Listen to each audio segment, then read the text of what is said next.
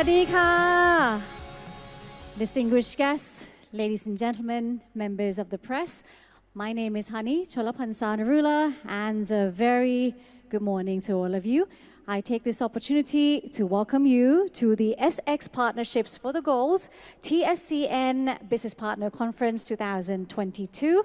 We are here at the all-new Queen Circuit National Convention Center, where the Sustainability Expo 2022 is held as well.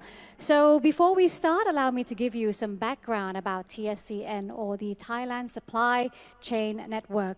It was founded in 2019 from the cooperation from leading private organizations in the country. The purpose is to establish inter-corporate collaboration among Thai entrepreneurs to exchange information, knowledge, and experiences from previous investments. At the same time, also providing the opportunity to increase investments among each other. Moreover, it aims to help Thai businesses expand to overseas markets throughout the entire supply chain while adhering to sustainable business practices. เอาละค่ะวันนี้ก็ต้องขอกราบสวัสดีแล้วก็ต้อนรับท่านผู้เกียรติทุกท่านนะคะเข้าสู่บรรยากาศงาน SX Partnerships for the Goals TSCN Business Partner Conference 2022 กิจกรรมซึ่งเป็นส่วนหนึ่งของงาน SX 2022 นะคะซึ่งก็ร่วมกันสร้างพลังเครือข่ายจากผู้ที่มีส่วนได้ส่วนเสียนะคะในการขับเคลื่อนสู่การพัฒนาที่ยั่งยืนนั่นเองค่ะวันนี้ก็ถือว่าเป็นอีกหนึ่งเวทีที่น่าสนใจแล้วก็เราจะได้ความรู้กันมากมายเลยทีเดียวนะคะ Before we start, ladies and gentlemen, I have a video presentation for you that will be highlighting the achievements of TSCN in different dimensions stemming from the close collaboration from the network. So without further ado, let's enjoy this video.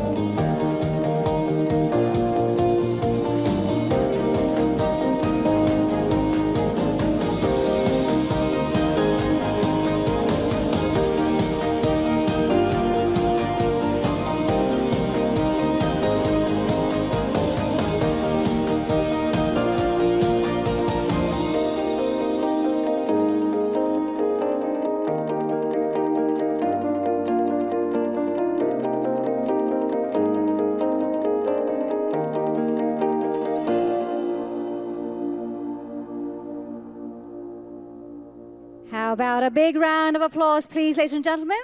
The video illustrates the increased opportunities through the TSCN collaboration, and that will certainly help strengthen the business sector.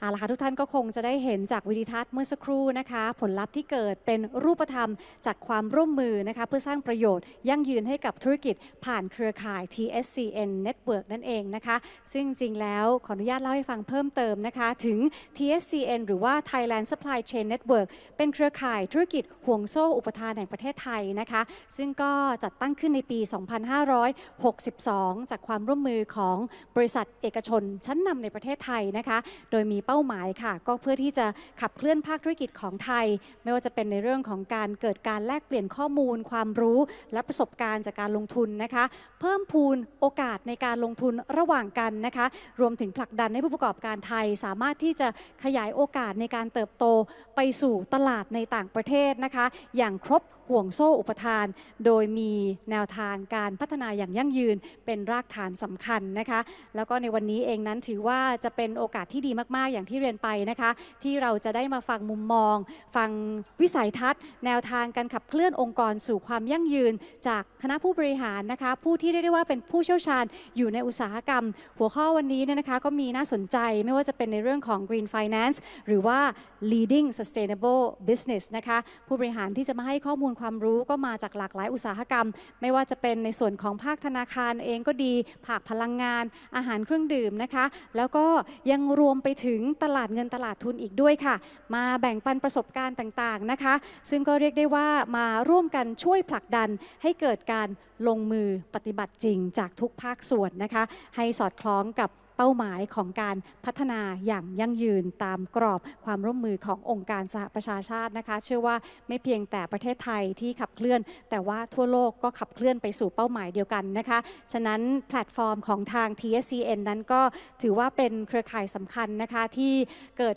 ความเชื่อมโยงของพันธมิตรให้ประกอบธุรกิจนะคะไว้ด้วยกันอย่างมีความร่วมมือที่ดีนะคะเพราะว่าจะเกิดการเชื่อมต่อในเรื่องของ Demand Supply แล้วก็ถือว่าเป็นศูนย์รวมความรู้ในด้านของการพัฒนาที่ยั่งยืนอีกด้วยนะคะในช่วงต่อไปนะคะก็จะนำทุกท่านเข้าสู่การเสวนาในหัวข้อ Green Finance การเงินเพื่อความยั่งยืนนะคะที่จะช่วยผลักดันแนวทางการลงทุนในธุรกิจที่มีเป้าหมายในการรักษาสิ่งแวดล้อมค่ะ Next, ladies and gentlemen, is a panel discussion on the topic of green finance. We have seen a growing interest on this particular subject as it plays a crucial role in raising and using capital in sustainable projects. So, what is the current outlook and why does it matter? Up next, we'll be hearing from leading corporates who will be sharing their perspectives and insights with us. So, without further ado, I'd now like to warmly welcome our panelists to the stage. Mr. Giorgio Gamba, Chief Executive Officer of HSBC Thailand.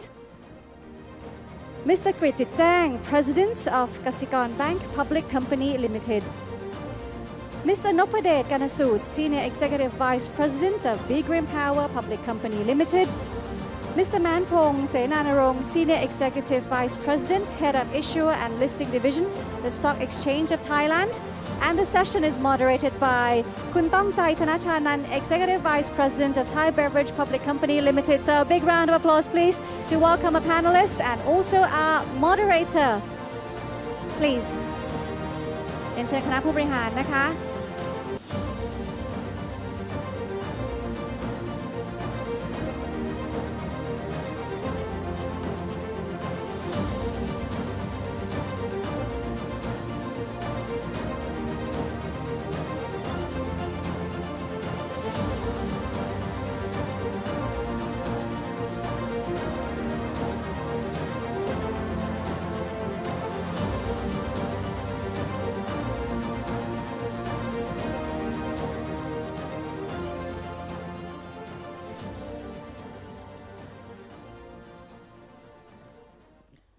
สวัสดีค่ะเช้านี้นะคะจะขออนุญาตทำการเสวนาเป็นภาษาอังกฤษนะคะหวังว่าทุกท่านถ้าใครสนใจอยากจะได้หูฟังก็มีอยู่ข้างนอกด้วยนะคะถ้าอยากจะฟังภาษาไทย So good morning gentlemen Good morning Right today we are talking about green finance right as part of our one of the activities for the Sustainability Expo we believe that financing and funding is actually the lifeline of businesses. So it's very important for all the businesses who want to adjust to become more sustainable, to understand and to make use of the green finance. So perhaps before we start, we'd like to hear from Kun Man Pong as you are the not regulator, infrastructure, the main infrastructure for our financial market in Thailand. in your view, what is green finance, right? And I think there are a lot of terms, green finance, green loans, blue finance, and so on. So could you give us some definition, please? Yes, I thank you for not saying that I'm a regulator. Actually, I'm a facilitator for the capital markets. We are a major infrastructure provider for capital markets. So when we're talking about green finance or blue finance, I would like to bring you into a more big picture. We focusing on the sustainable finance as a platform, central platform of capital markets. We have to work with several stakeholders, including the demand side, which is investor, intermediary, and also supply side, listed company and their supply chain, and of course, more important, the regulators. Before getting into that part of green finance and blue finance, we'd like to share with you what we have done in terms of infrastructure here. We work with, firstly, the regulators all together with 5 organizations, the Bank of Thailand, MOF, the Insurance Commission, and also the SEC, to come up with the working group that focus on the sustainable finance.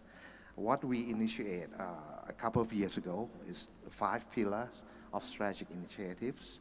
The first one is to make this green finance or sustainable finance standard description. So we come up with a green taxonomy on that.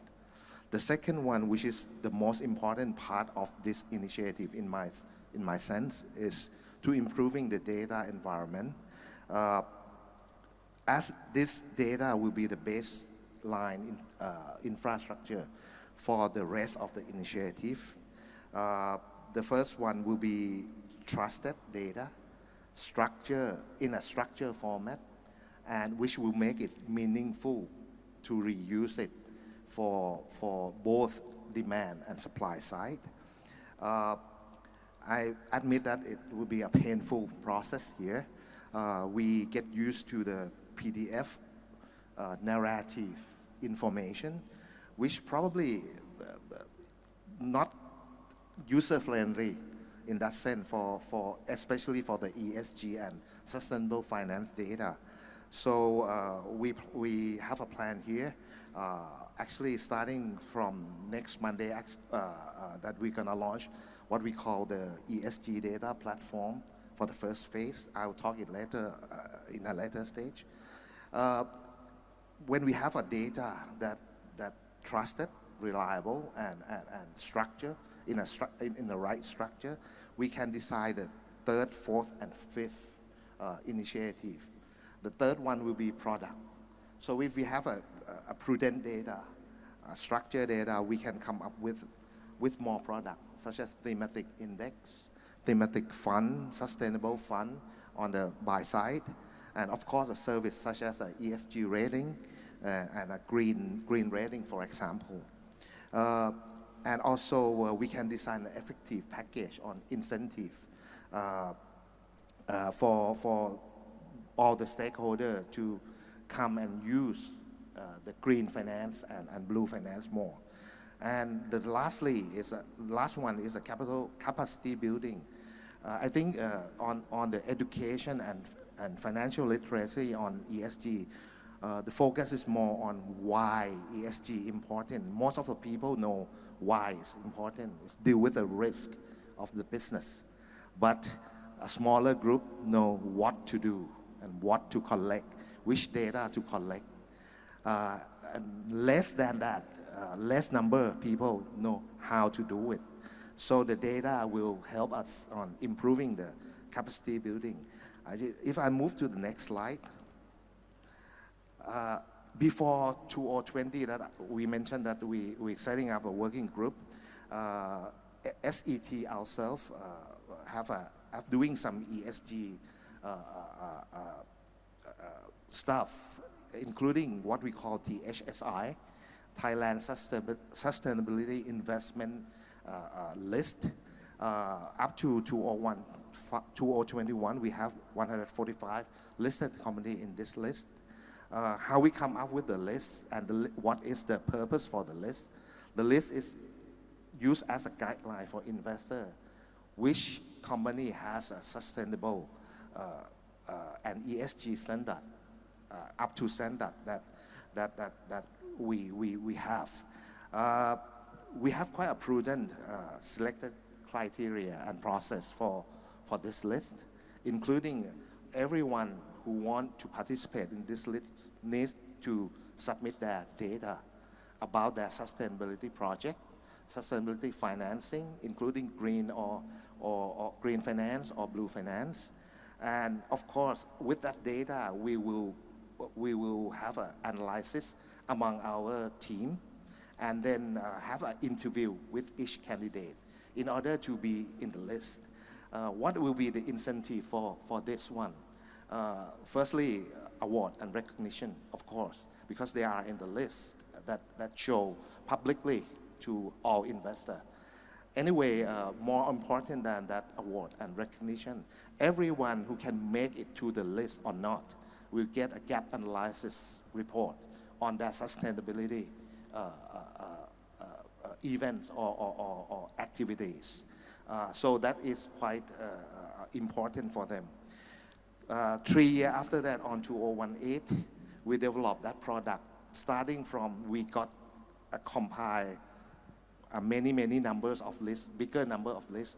So we come up with a first product on sustainability, which is SET Sustainable Index. This index will incorporate also the people in THSI list together with some market cap and liquidity of the stock. So this index used as a tools for investor, a guideline, thematic tools for investor, and it will be updated twice a year. So is it like DJSI or exactly. FTSE doing good? It's kind of a subset of DJSI, I would say, because DJSI is a global list, but THSI index is a local index. Just to quickly brief you on what is the next slide, please. What is the outcome on that? We set up the working group on 2020. We're setting up THSI on 2015 and the index to come on 2018.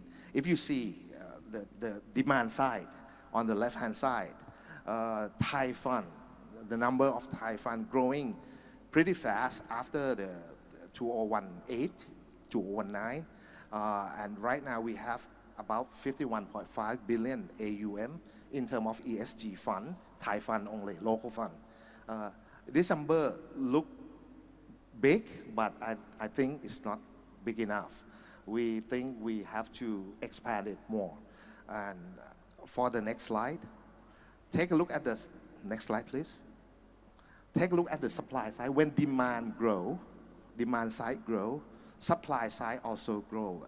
If you take a look at the number jumped significantly during 2020 to 2022 in terms of the issuance of green bond, social bond, sustainable bond, both in terms of private sector and public sector. I think that may probably not explaining what green and blue finance is, but it's explained on the financing is one of the elements on this sustainability, but the big picture is ESG and sustainability financing. Thank you very much. Thank you, Ka. Right, so thank you very much for actually giving us a broader definition. So it's not really just green finance or green bond, right? But it's sustainability as a whole, and it comes both in terms of bond, but also mutual fund, if you will, from the investment side, right?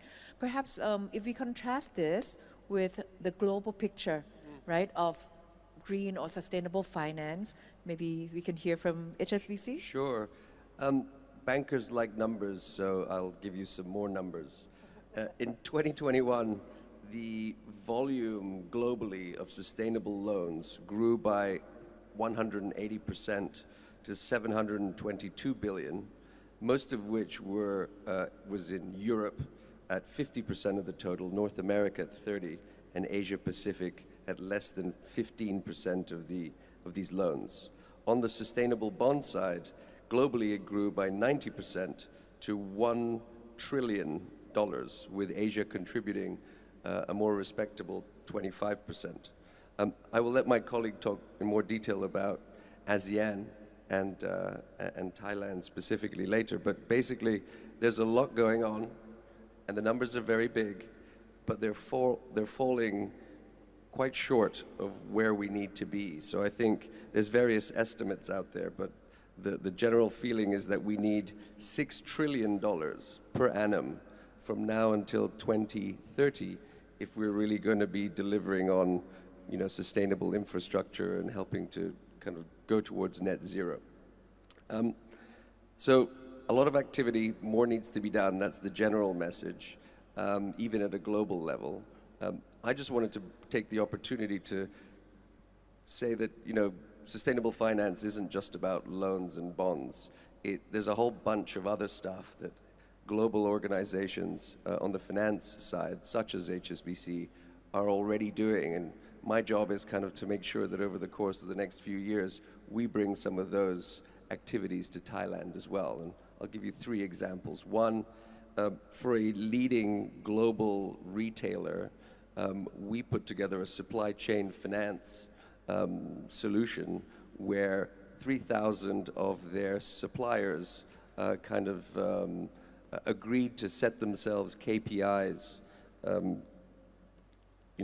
across various subjects under 6 pillars rather: energy, waste, packaging, nature, transportation, and product use.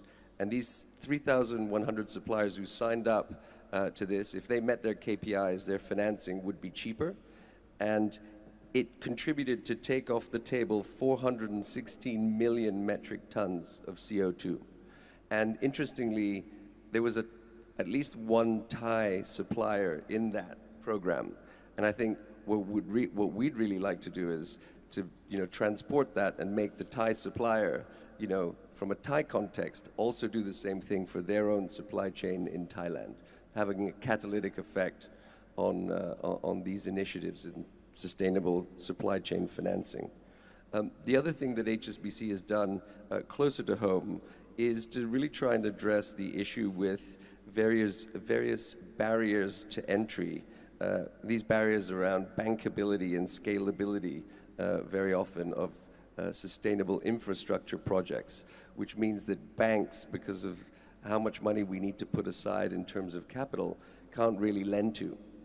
And so we've set up a partnership with Singapore's Temasek, and we've just called it Pentagreen Capital.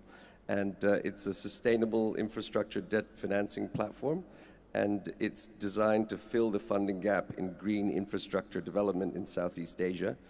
We've each contributed together we've contributed $150 million, and we are hoping to create financing to these projects that otherwise banks wouldn't be able to finance, to the tune of $1 billion over the next 5 years. And my last example is, banks are going even further than you'd expect. We've set up a JV, which is called Climate Asset Management, and this aims to be the world's largest asset management company dedicated to natural capital. So we'll basically invest in nature-based carbon projects, which will seek to deliver high-impact carbon credit from the activities that the financing conserves. And I think all these initiatives currently outside Thailand, my job is really to see if I can bring them to Thailand going forward. Thank you. Thank you very much. I think that bringing to Thailand probably can start on this stage, right?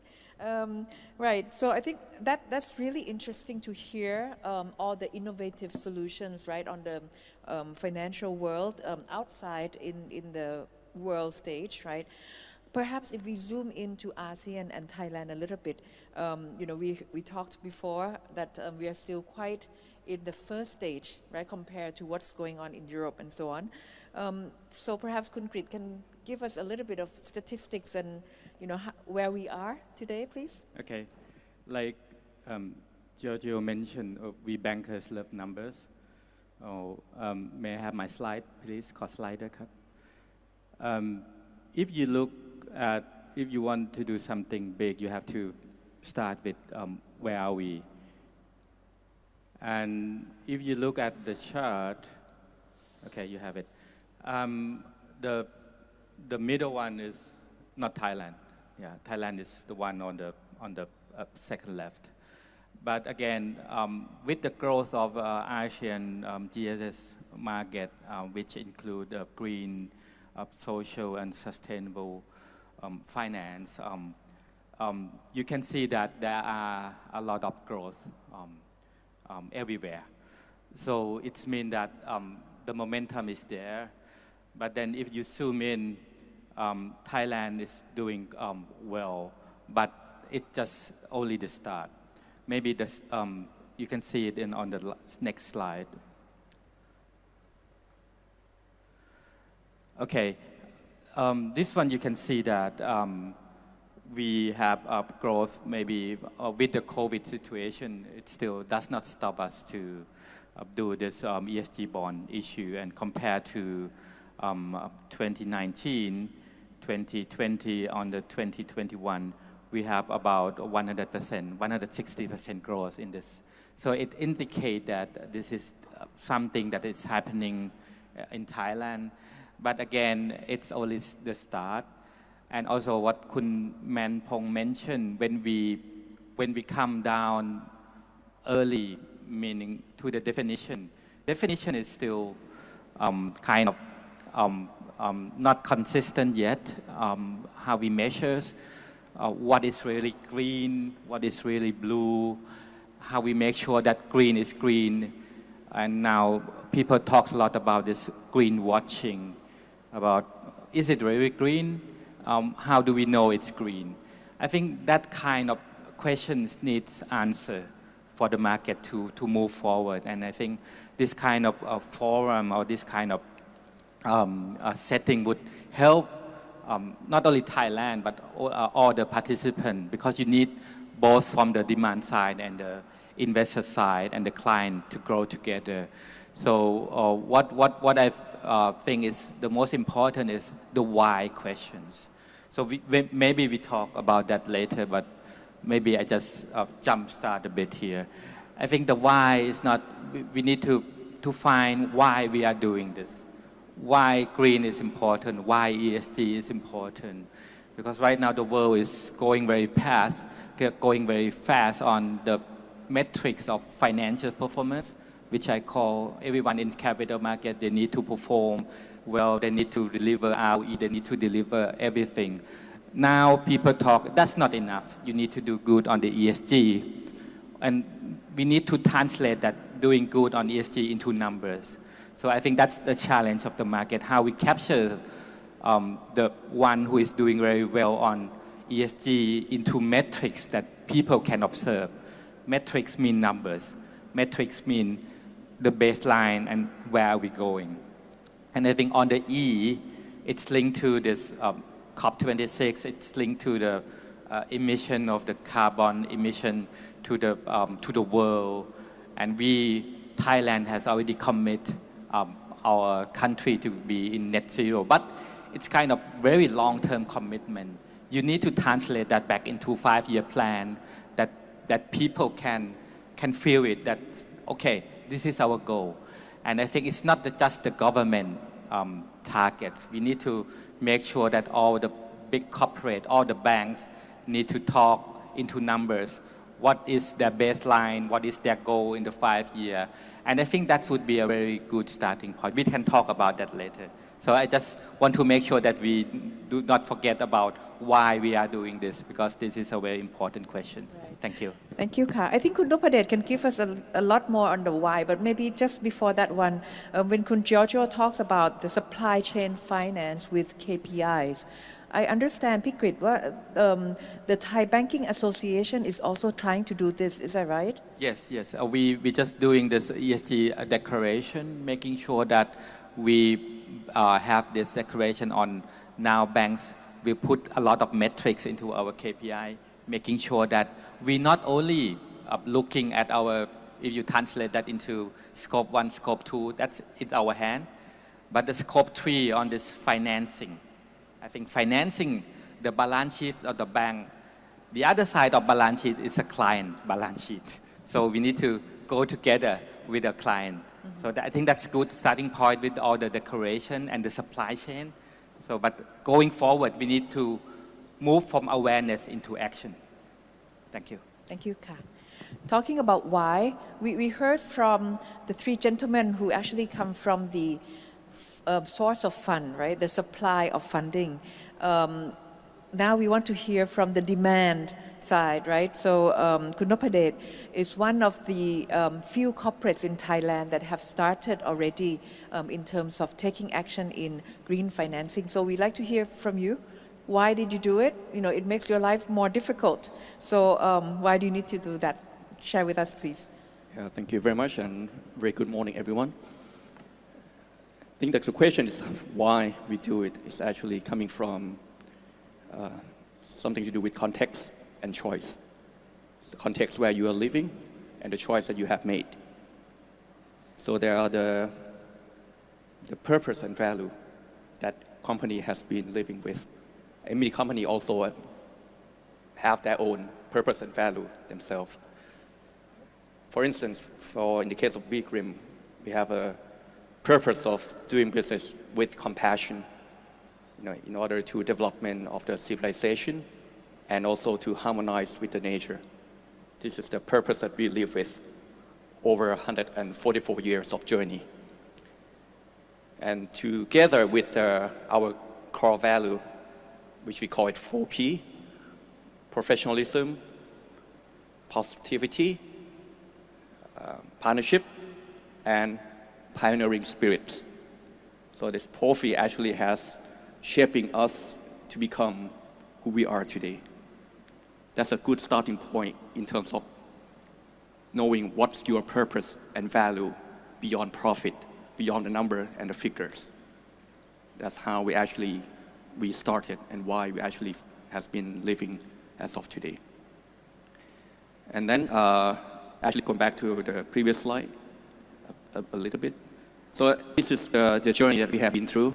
So whatever we think is not on the business, on the financial, on the figures as the beginning, but we think of how we actually has been contributing to the society, how we actually can be harmonized to the nature. So all the development that we have done over the past centuries is all about how we actually can be contributed, including the infrastructure, concessionaire, development of the economy, and so on, to be able to live with in terms of localized in the market. So it's all about thinking about the long-term commitment to the community, to the societies as the first place. We're not thinking about the short-term horizon, but we think about how to become the local organization, how to be the good corporate citizens in terms of governing body to drive the ecosystem forward. So this is the journey that we have been done through civilization of Thailand and also to many regions until Big Rim has been started in many businesses, and we been through all the good time and bad time. But the key is the commitment that we have to be with the nation and the society and environment. So purpose, value, tone from the top, definitely important. The commitment is not from everybody, but need to be starting from the top of the organization, from the shareholder, from the board of directors, all the key management towards all the employees and professionals. This is need to have everyone put the hands together and do the collaboration together with the stakeholders, including the financial institutions as well. It's not going by yourself, but also by the society and everybody in the environment, the ecosystem itself. Big Green Power is actually a part of the Big Green conglomerates that we have been doing business over the past 25 years. And that has been growing the portfolios on the gas-fired cogenerations as part of the conventional backbone energy production. But the context that we are living is not only the reliability of the power generation and energy solution to the society alone, but how you actually can be harmonized with nature, how you actually can be able to drive things in a harmony with the environment. So we have been transformed ourselves from the base load of gas-fired towards the environment driven, which is having more of the renewable source of generation coming into the portfolios. So we currently have around 4,000 megawatts with the aspirational target to grow more of the renewable portfolios in terms of the generations. This part of how we actually driving our business more to be sustainable to the society and environment. Next is on not only in terms of the purpose value, but in terms of the strategy that you also have put in, and also the vision that you have been escalating to, which is the empowering the world compassionately. That's the way that Big Green has done the meaning into empowering great people and partners to be forced in a good into the society and the environment where we operate. So that's how we demonstrated to our way of doing business with compassionately. So how did you use green finance? That will come to the next one. Okay. So once we actually has done the purpose value, the vision, strategy, and it comes down to the framework that you will be demonstrated in terms of how you're actually doing business. So the sustainability framework will be composed of not only environmental and social and economic, but how you actually become the good corporate governancing body structure that we have been putting together to drive things. And announcing in terms of the new targeting setting towards the pathway on the net zero target of 2050, which will be coming from understanding the context that where you're living, in terms of how you're actually doing the business, the setting all the ambitious target, in terms of how it actually has been assessing, analyzing on the data, as Kunman mentioning, how we actually you organizing all the information that have been done in terms of business to put in and be ready for implementation toward more of the sustainable financing as part of the journey of the sustainability. And this is, as Pitong Chai has mentioned, how we actually has been going through this journey of green financing.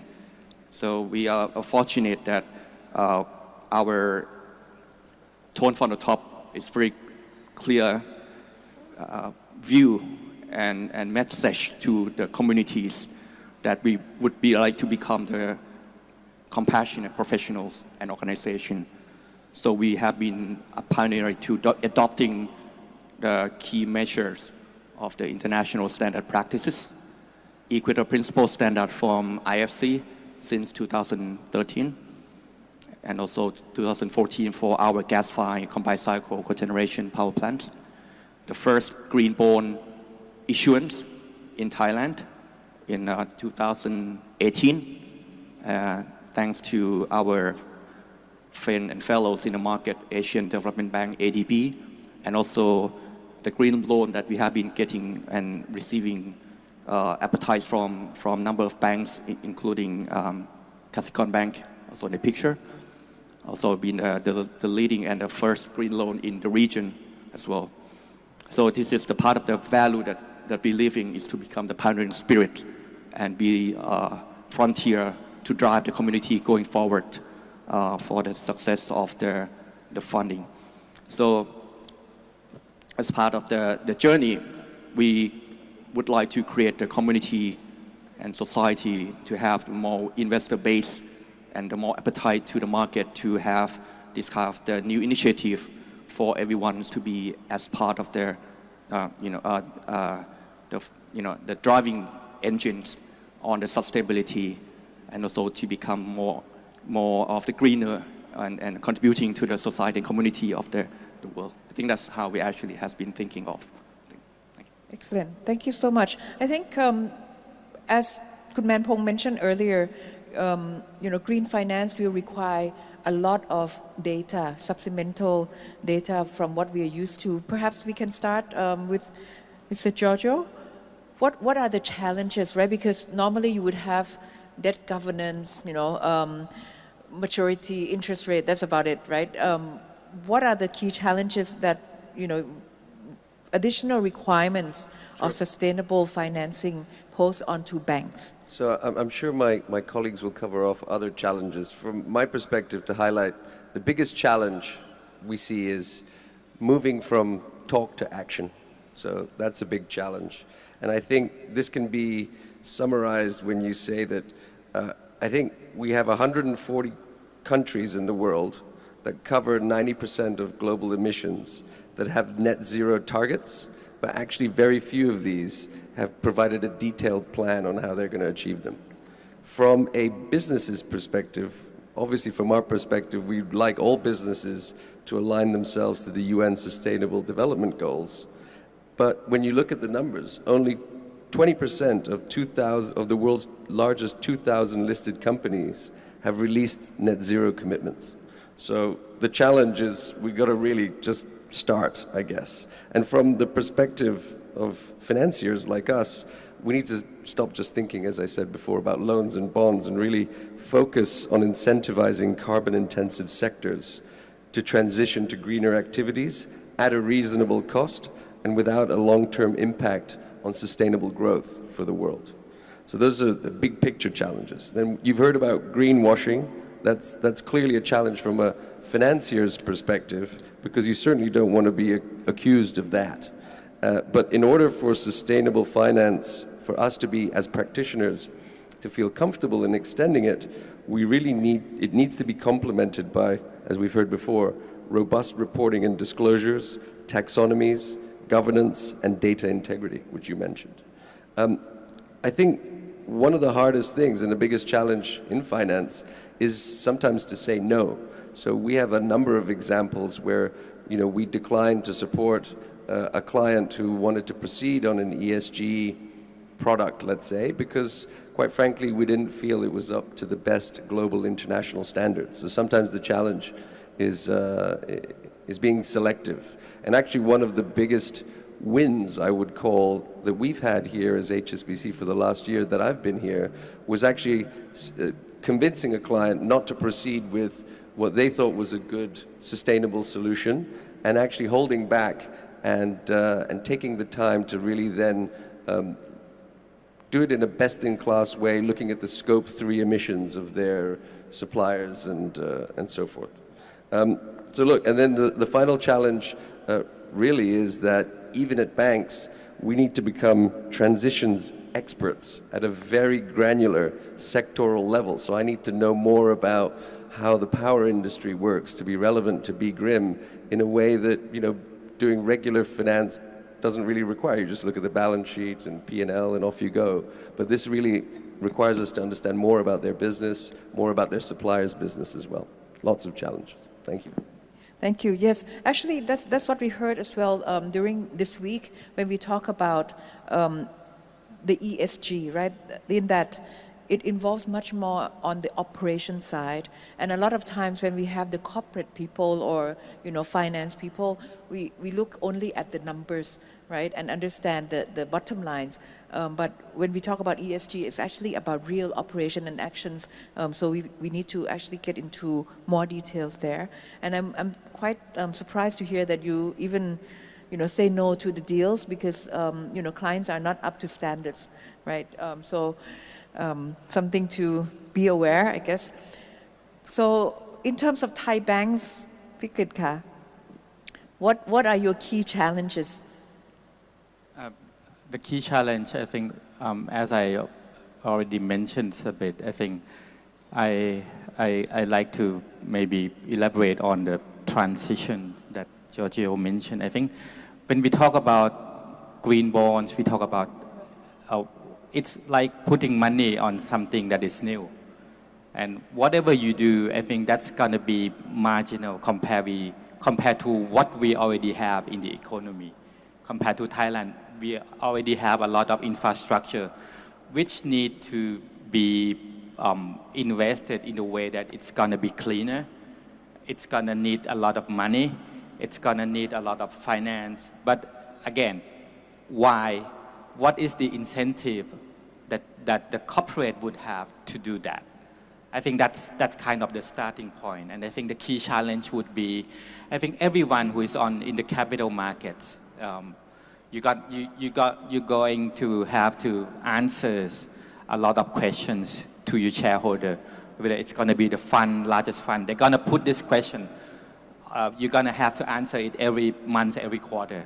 Anyway, what are you going to do with your existing infrastructure? How are you going to transition into more greener operation? I think that's kind of the market that is forcing. But if you go down to the people who is not directly in the capital market, some big SME or medium-sized SME, there is no one who kind of pressure them directly. And the question is, what is the incentive for them to become greener? What is the incentive for them to reach this net zero?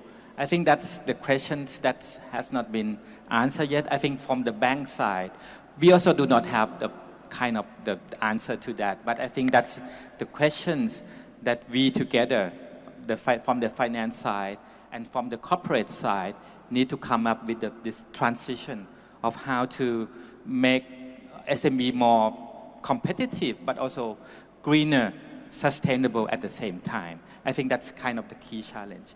The other thing that I would like to put on the table here is we talk a lot about incentive of doing good things, but also there is this threat coming.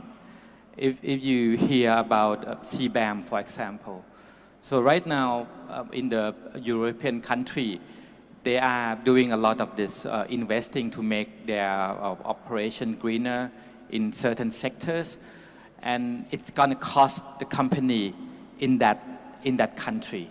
So what they do is the same merchandise, if it's going to be imported from other country, those merchandise need to be taxed if you do not know the carbon emission, if you do not certify on certain things. I think that's going to be a big threat, meaning that if the developed country are going to enforce that and making the emerging market producer of goods pay more if they do not transition into green. I think that's going to be a big threat going forward. It's already started, but I think maybe we haven't bring that out yet of how we are going to respond to that, how we are going to make sure that the SME, the corporate that are in certain sector, this is a threat that's coming in and they need to find solution. The government need to step in. The corporate need to step in of how we are going to make sure that we put these questions and try to find some solutions. So that's kind of the thing that we need to do to move forward. Right. Thank you. That's a really interesting point because it's not only about financing anymore, right? It's really about business, meaning Thailand as a big export country, right? We need to be aware of these standards that are coming up. It's not a concept anymore. Exactly. They are going to impose this in certain sector at the beginning of next year. Right. So I think as our supply chain network members, I think we should be aware, and I think we could give more information around these type of standards that are coming up, right? For Kun Manpong, what as the infrastructure of the country, right? Where you talked about the challenges at the beginning already, but if you pick one or two that you think would be really critical, right, and worry you the most around the challenges to provide green finance to Thai companies? I think I have three. I can think about three challenges. As Kun Giorgio mentioned, we have to turn the concept or the talk into the real implementation, real action. And what Kun Grit mentioned about the standardize up to international standard, because we as Thailand, we cannot do business within Thailand only. We have to do it with other countries globally. So the first challenge, I think, is capacity building on ESG knowledge. I mentioned in the beginning that why is quite most of the people know, but if you want to turn it into the action, how to and what need to be done, what data need to be collected, what in practice, ESG in practice need to be done, and how to do it.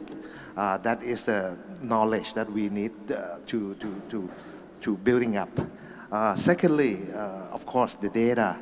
The data, as a practitioner, I think data practitioner and bankers, I mean former banker, the data is what we use a lot in terms of analytical. So trusted data, structured data, meaningful data need to be done.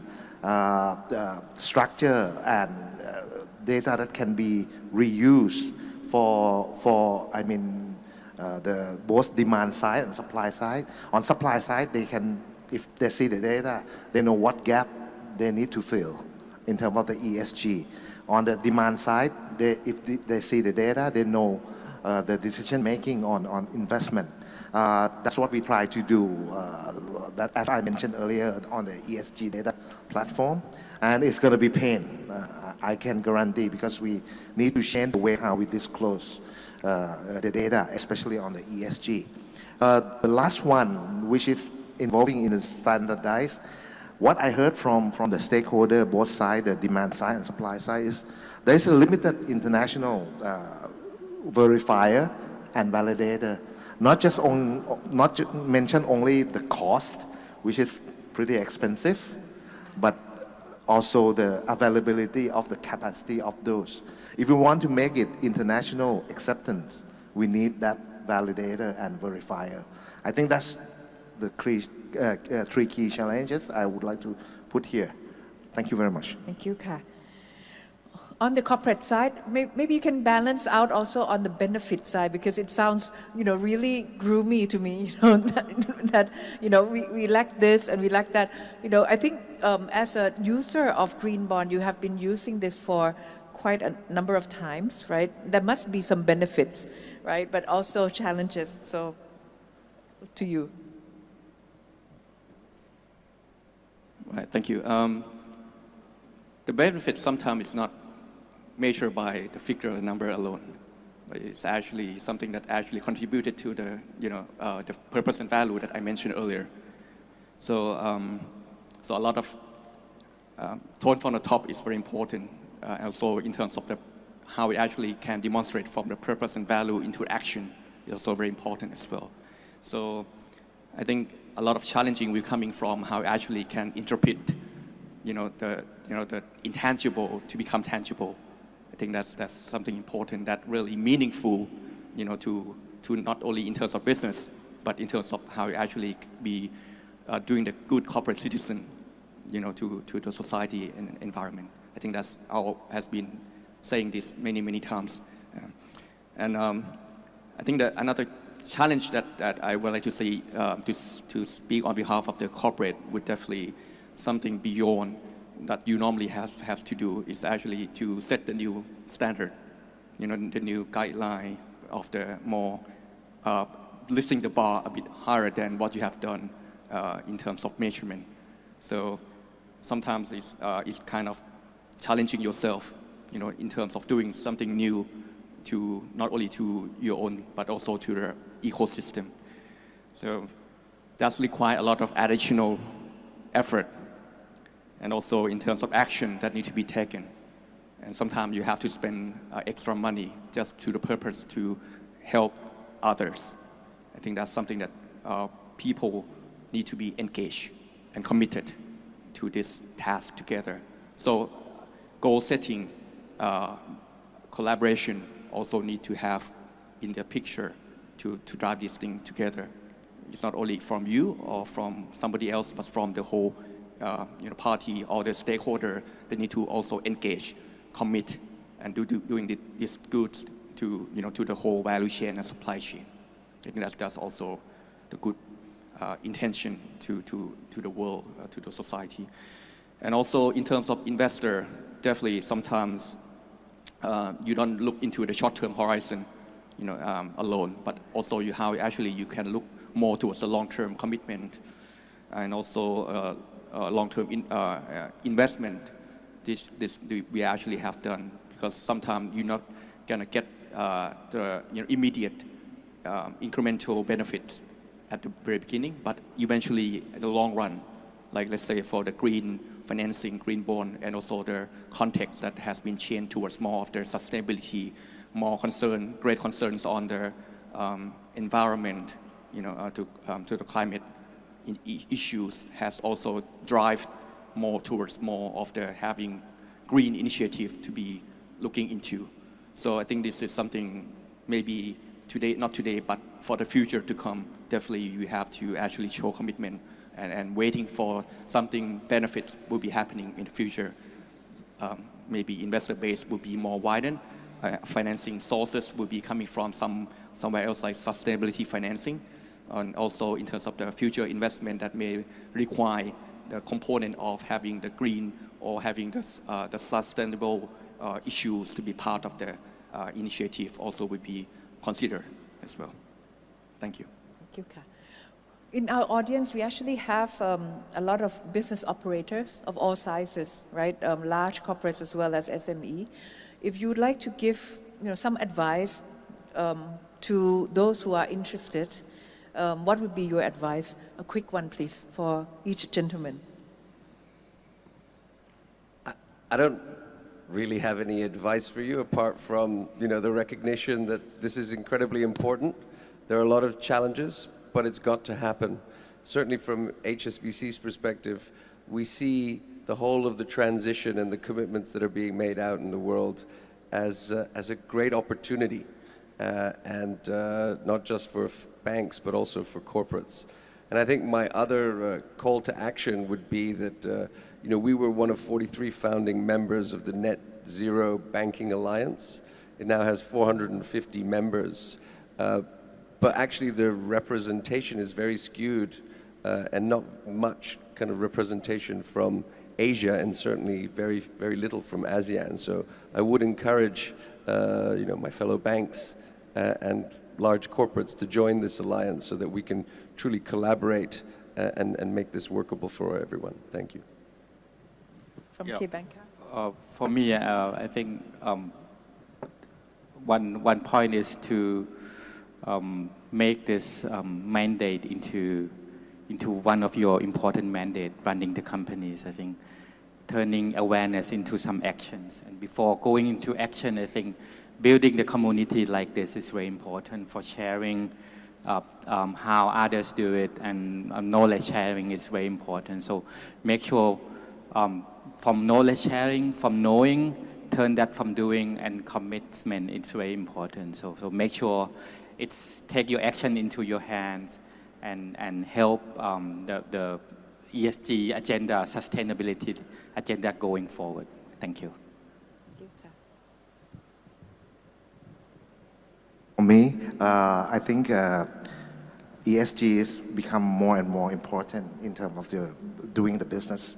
I think everyone should put yourself up to speed on know what, why, how to do with the ESG, because it's involving the risk of operation going forward, no matter in terms of financing, in terms of business operation.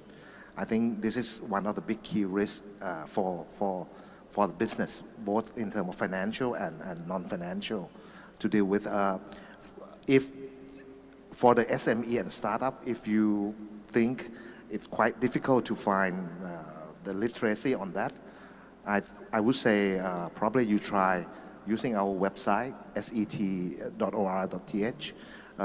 We have quite a good content on sustainability and ESG from the basic to advanced. That should be one of the starting point. Thank you very much. Last but not least ค่ะ from B Grim. So for my last word would be to show the commitment in terms of the not only today but also for the future. So these commitments actually will be not only good for the company itself but also be good for the community, society, and also environment that we live with for the next generation to come. So be prepared. Everything will be happening sooner or later.